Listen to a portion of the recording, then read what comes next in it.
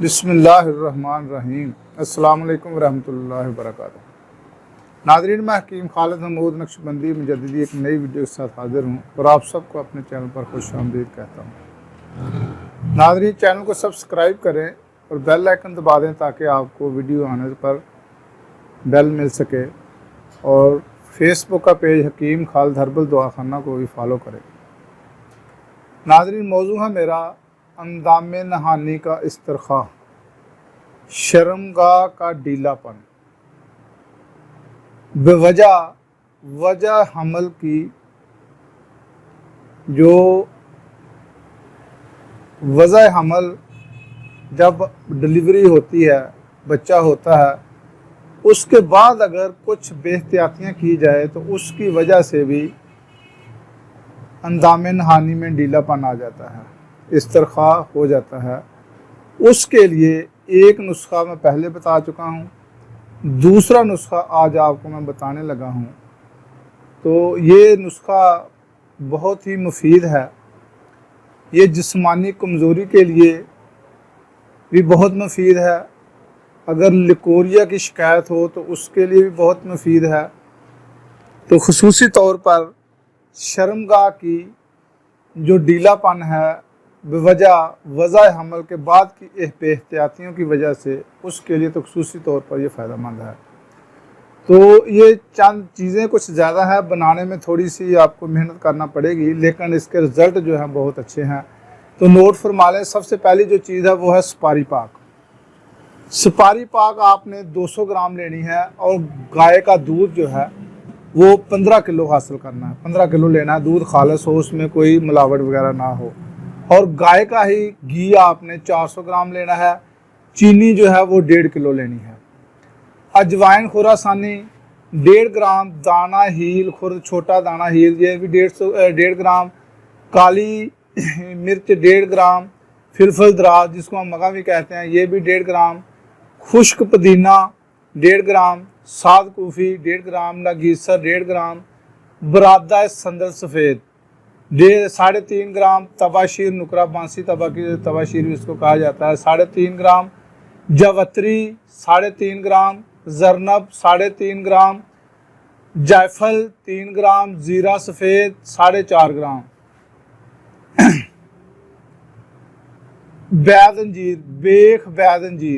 बैद अंजीर की जो जड़ है वो 6 ग्राम, पिपला मूल 6 ग्राम, तुखम नीलोफर 6 ग्राम, करमफल 6 ग्राम, खुशक धनिया 6 ग्राम। पहले मैं आपको बताया है कि तुखम नीलोफर, अब इसके फूल भी लेने हैं, गुल नीलोफर ये भी 6 ग्राम, पिस्ता 6 ग्राम, तुखम खीरनी 10 ग्राम, संगाड़ा खुशक 9 ग्राम, काफूर 600 मिलीग्राम, मगज चिरवंजी 30 ग्राम, नागमाला 11 ग्राम, मवेज मरक्का 30 ग्राम, सतावर 275 ग्राम, सत लेमू 3 ग्राम।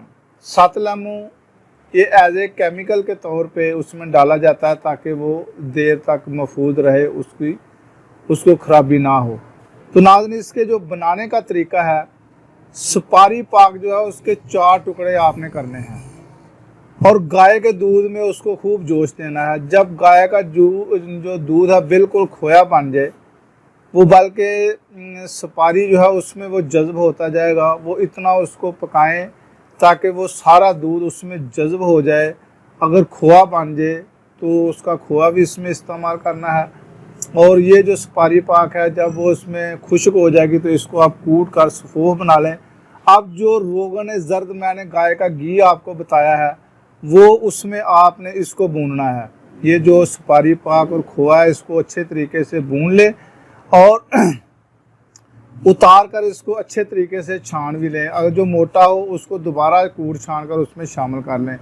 जो बेख सतावर है, सतावर की जो जड़ है उसको पानी में पीस कर उसको छान लें। उसके बाद जो मवेज़ मनक्का है उसको पीस कर उसका जो ना शीरा तैयार आपने करना, उसको पीस लें और उसका शीरा तैयार करें। बाकी जितने भी अज्जा हैं उसको आपने कूट छान कर उसका सफ़ूफ हासिल कर लें। जो चीनी है उसकी आपने चाशनी तैयार करनी है। जब अच्छे तरीके से चाशनी तैयार हो जाए उसके बाद आपने वो जितनी भी चीज़ें हैं जो घी में आपने भुनी और बाकी सफ़ो भी उसमें डालकर उसको आपने जैसे हलवा बनाया जाता है इस तरह उसमें आप कोई भी जो आपके पास है वो खमखीर वगैरह या कड़छी वगैरह वो उसमें चलाते रहें। ये एज ए आपको जिस तरह के हलवा होता है ये हलवा बन जाएगा। हम तिब में इसको कहते हैं हलवा सुपारी पाक।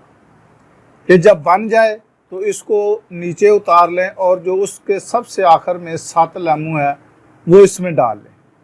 7 लेमू डाल के इसको आप महफूज कर लें किसी भी शीशे के जार में और फ्रीज़ कर लें। तो ये आपने 10 ग्राम सुबह कुश्ता मरवारी ये आप बनाने की कोशिश ना करें क्योंकि ये लम्बा प्रोसेस आपसे बनेगा भी नहीं। ये किसी भी कंपनी का आप ख़रीद सकते हैं बाज़ार से, हमदर्द का, करशी का, शुरू दुआ करने का, किसी का भी आप ले लें। कुश्ता मरवारी इसको हम सुच्चे मोतियों का कुश्ता भी कहते हैं।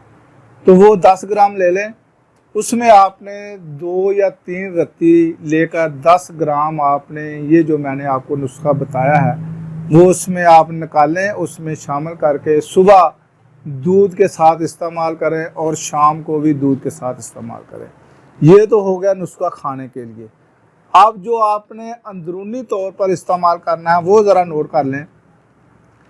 माजू, तुखम हमाद, खुबसल हदीद, मुदब्बर, जोज अल्सरो, आमला खुशक, छड़ेला, ज़ाफ़रान, ये आपने बराबर वज़न लेना है। इसको ब्रीक पीस लें, बिल्कुल ब्रीक जैसे मैदा होता है। इसके बाद आपने जुफ्त बलूद, माजू, गुलनार, ये तीनों चीज़ें आपने पानी में अच्छे तरीके से इसको जोश देना है और एक कपड़ा ले लें ब्रीक मलमल का, और वो कपड़ा जो है इसमें आपने तर करना है इस पानी में जिसको आप मैंने कहा कि इन चीज़ों को जोश देना है।